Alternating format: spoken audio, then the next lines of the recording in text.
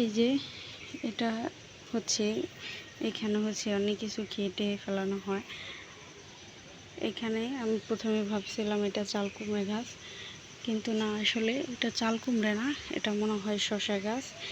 দেখেন ওর জ্বালা এটা লাগানো হয় নাই, ওর জ্বালা এটা হয়েছে এভাবেই উপরে উঠে গেছে। দেখেন কাঁঠাল গাছের সাথে এই যে গাছটা অনেক সুন্দর হয়েছে। আর পেঁপে ধরতেছে, এই যে ওই যে যা পরে যে মরে যেতেছে পেঁপেগুলো, হচ্ছে অবস্থা। দেখা যাক এই শসা গাছটা বাঁচে কিনা। আলহামদুলিল্লাহ এখন পর্যন্ত বেঁচে আছে, গাছটা অনেক সুন্দর হয়েছে মাশাআল্লাহ। হ্যালো এভরিওয়ান, আসসালামু আলাইকুম। কেমন আছেন সবাই? তো আজকে হচ্ছে বৃষ্টি নামতেছে, তো বৃষ্টির দিনে একটু ভাজা পোড়া খেলে ভালো লাগে। তো এখানে আমি করব হচ্ছে বারবিকিউ বানাবো। তো বারবিকিউ করার জন্য আমি কী কী উপকরণ নিয়েছি, এখানে হচ্ছে টক দিয়ে নিয়েছি, আমি ঢেলে দিয়েছি।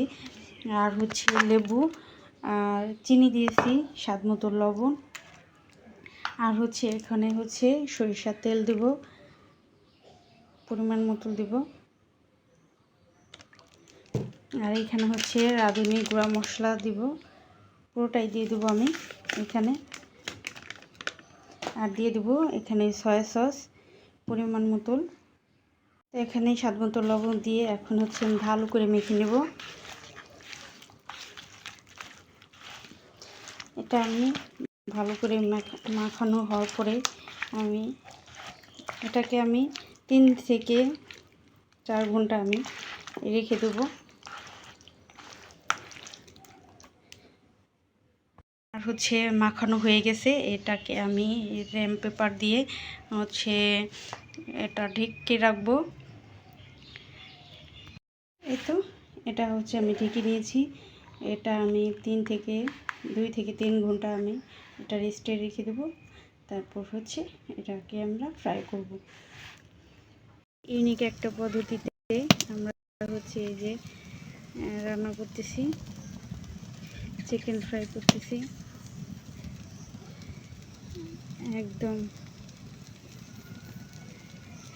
দেখেন, মনে হবে না যে এটা অন্য কিছু তো করতেছি, চুলায় করতেছি।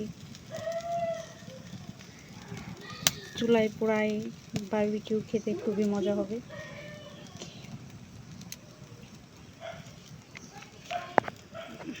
তো আমার বারবিকিউ হয়ে গেছে।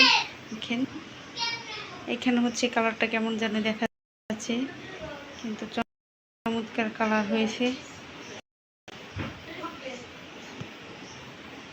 এই যে রুটি, এতে ছিল আজকের আমাদের আয়োজন। তো ভিডিওটি ভালো লাগলে অবশ্যই চ্যানেলটি সাবস্ক্রাইব করে দেবেন। তো আল্লাহ হাফেজ।